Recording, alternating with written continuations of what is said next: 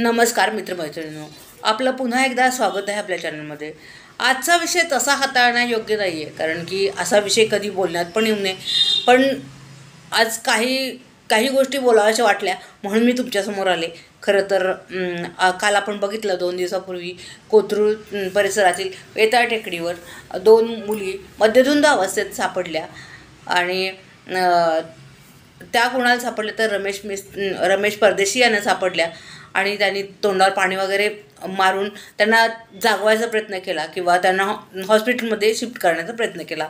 खरं तर त्या योग्य योग्य व्यक्तीच्या हाताला लागल्या म्हणून, नाहीतर देव जाणो ह्याच्यानंतर कुणीतरी वाईट चालीचा व्यक्ती त्यांना भेटला असता तर काय झालं असतं, किंवा एवढी तरुण पिढी जिच्याविषयी आपण स्वप्न बघतो आणि अशा अवस्थेत आपण त्यांना बघणं म्हणजे फारच वाईट आहे. खरं तर हे घडतं आहे, पण कारण आईवडिलांनी आपल्या मुलांना शिक्षणासाठी पुण्यामध्ये ठेवणं, पुण्यामध्ये काय इतर ठिकाणी कदाचित आपल्याला हे आज माहीत झालं, पण कदाचित आपल्या शहरातसुद्धा हे होऊ शकत असेल, पण आपल्याला माहीत नाही. हे का होतं आहे एकदा याचा विचार केला पाहिजे. कारण आपण जेव्हा आपल्या मुलांना किंवा पालक जेव्हा आपल्या पाल्याला शिक्षणासाठी पाठवतात, पण त्याच्याबरोबर कोण आहे किंवा त्याच्या मित्र कोण आहेत हे सारखं चेकिंग करणं हे पहिली गरज आहे माणसाची.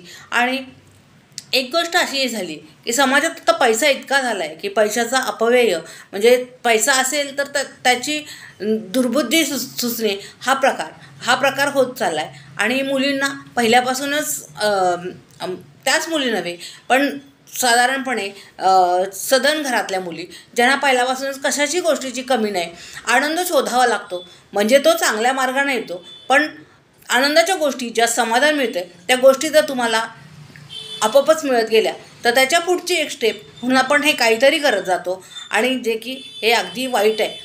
अशीच ह्याच प्रकारची एक गोष्ट अगोदरच 4,000 कोटीचं ड्रग पुण्यात सापडलं. म्हणजे पुण्यातच असा प्रकार होतोय का? तर नाही, ह्याच्यापेक्षा इतर ठिकाणीसुद्धा होत असतील किंवा इतर शहरातसुद्धा हे प्रकार होत असतील, पण दिसण्यात येतात ते पुण्यातले प्रकार येतात. तरी पण आपण विचार केला तर प्रत्येक गोष्टीत आपण आपल्या पाल्याला योग्य ते सवय लावणं किंवा शिक्षण देणं हे आपलं कर्तव्य आहे.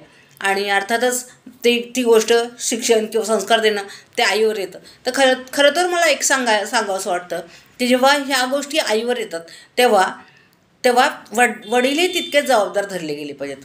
कारण कधी काय होतं, एखाद्या घरात आई खूप धार्मिक असते किंवा पोथी वाचणं किंवा काहीतरी करत असते, पण त्याच्याबरोबर उलटे वडील असतात किंवा कदाचित त्यावेळेस वडील नशेत असतात किंवा वडील अजिबातच देवाकडे लक्ष देत नाहीत. ह्या गोष्टी असतात. खरं तर देव असावा किंवा देवाचं करावं किंवा अध्यात्म करावं ही गोष्ट पहिल्यापासून त्याच्या मनात ठासली गेली पाहिजे. आणि त्यावेळेस आपण एखादा जीव जन्माला घालतोय त्यावेळेसच त्या जोडप्यांना कळलं पाहिजे. आपण समाजात एखादा जीव जन्माला घालतोय म्हणजे त्याचे चांगले पडसाद किंवा समाजात त्यानं चांगलं वागलं पाहिजे हे आपण ठरवावं. म्हणजे स्वतः आपण जर चांगलं वागलो, अर्थात काही कम नशिबी आईवडील असतात की दोघंही चांगले वागतात पण मुलं चांगली वागत नाहीत, ती गोष्ट अगदी वेगळी आहे. पण तरीसुद्धा एखादा जीव जन्माला घालताना प्रत्येकानं अगदी निक्षून स्वतः चांगलं राहणं हे गरजेचं आहे. आणि मुलांवर संस्कार करणं हे देखील तेवढंच आवश्यक आहे. कदाचित मला वाटते की त्याला समाजसुद्धा जबाबदार असेल, कारण टोकणे किंवा रोखणे कदाचित त्यांना कुणीही टोकलं नसेल किंवा समाजात शेजारी आज काय चाललं आहे ते सुद्धा माहिती नसतं. आणि ह्या गोष्टी जर तुम्हाला माहिती नसतील तर असे प्रकार घडल्याशिवाय राहणार नाहीत. म्हणूनच आज 2 मुली सापडल्या, कदाचित ह्याच्यापेक्षासुद्धा जास्त मुली असू शकतील किंवा मी एखाद्या क्षेत्राला जबाबदार धरत नाही, पण आज खूप कमवत्या मुली झाल्यात त्यांच्याकडं फार पैसा आहे आणि तो पैसा त्यांना सुबुद्धी देण्याच्याऐवजी दुर्बुद्धीच देणं, पबमध्ये जाणं किंवा ड्रग्ज घेणं ह्या गोष्टी आपल्याला सर्रास होताना दिसतात. कदाचित आपल्या सर्वसामान्य माणसं बोलत नसतील किंवा दबक्या आवाजात ह्या चर्चा करत असतील, पण खरं तर हे सगळं चाललेलं आहे. पण हे कुठंतरी थांबावं असं नाही का तुम्हाला वाटत मित्रमैत्रिणींनो? खरं तर आपण ह्या गोष्टी करायला पाहिजेत की आपण प्रत्येकाला संस्कारपणा किंवा अध्यात्माची जोड द्यावी किंवा भीती हा शब्द त्या बालकाला देणं किंवा कशाची तरी निदान भीती वाटली तर त्या गोष्टीपासून वंचित राहतात मुलं. की कुठंतरी मनात भीती असते की असं झालं तर असं होईल.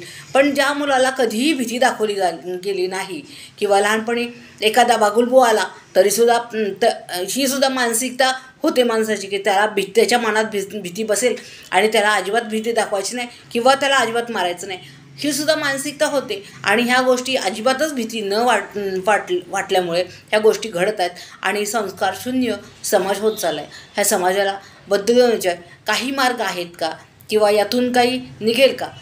कदाचित हा मुद्दा आपल्या चर्चेत आला आणि यातून काही तोडगा निघू शकेल का असं मला वाटतं. आपल्याला काय वाटतं मित्रमैत्रिणींनो? समाज बदलायला हवा, समाज सुधारायला हवा. ही लहान लहान मुलं जी फर्स्ट इयरमध्ये जे 17-18-19 वर्षाचे आहेत, अजून त्यांनी काहीही पाहिलेलं नाही, जग पाहिलेलं नाही, त्या मुली उद्या त्यांना मुलं होणार असतात किंवा त्यांची प्रजनन शक्ती ऱ्हास होऊ शकते, अशा गोष्टी. पण ह्या गोष्टीचा त्यांना काहीही फरक पडत नाही किंवा त्यांना काहीही माहीत नाही. तर संस्कार करणं किंवा समाजानं त्यांना संस्कार शिकवणं आज काळाची गरज आहे. टोकणे, तो माझा शेजारी असेल तरी पण मी त्याला टोकू शकते, हा दृष्टिकोन केला तर समाज थोडाफार शिकवेल. किंवा माझा मुलगा चुकतोय म्हणून शेजाऱ्यानं त्याला टोकलं, हे मला या गोष्टीचा मला राग येतोय, असं नाही झालं तरीसुद्धा समाजात वागण्याची वृत्ती बदलेल किंवा प्रवृत्ती बदलेल किंवा समाज सुधरेल असं मला वाटतं. याबद्दल तुम्हाला काय वाटतं मित्रमैत्रिणींनो? ते मला नक्की नक्की सांगा कमेंट करून. तर आता मी इथंच थांबते. थँक्यू मित्रमैत्रिणींनो. पुन्हा एकदा नमस्कार मित्रमैत्रिणींनो.